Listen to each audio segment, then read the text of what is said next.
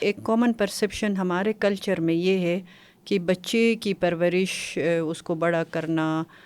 وہ مدر کی زیادہ ذمہ داری ہے، یعنی یہ ماں کا کام ہے، بچے کا خیال رکھنا، بچے کو کھانا کھلانا، باقی اس کی تمام جو اس کی ضروریات ہے پورا کرنا، اس کی اپ برنگنگ کرنا ماں کا کام ہے۔ تو یہ ایک کامن پرسیپشن ہے، جبکہ ایسا نہیں ہونا چاہیے۔ باپ کا ایکول رول ہوتا ہے اور ایکولی وہ امپورٹنٹ رول ہے باپ کا بھی، اور یہ رول شروع ہی سے، اس دن بھی میں نے کہا تھا کہ بچے کی پیدائش سے پہلے ہی سے ایک بہت پرو ایکٹیو رول باپ کو پلے کرنا پڑتا ہے، یعنی اپنی جو اسپاؤس ہے، اپنی جو بیوی ہے، اس کو ایموشنل سپورٹ دینا،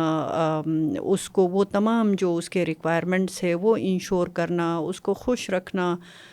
مطلب اس کا جو رشتہ ہے اپنی بیوی کے ساتھ وہ اس رول کو ڈیفائن کرتا ہے، ٹھیک ہے نا۔ کل کو جب بچہ دنیا میں آتا ہے اور وہ اپنے باپ کو اپنی ماں کے ساتھ صحیح اس کا ایک خوشگوار جب وہ رشتہ دیکھتا ہے تو اس کا بچے کے اوپر ایک پازیٹیو امپیکٹ ہوتا ہے، اور اگر خدا نخواستہ اس رشتے میں یعنی میاں بیوی کے رشتے میں تلخی ہے، وہ جو ایک ڈیزائریبل رول ہونا چاہیے، دوستانہ رول ہونا چاہیے،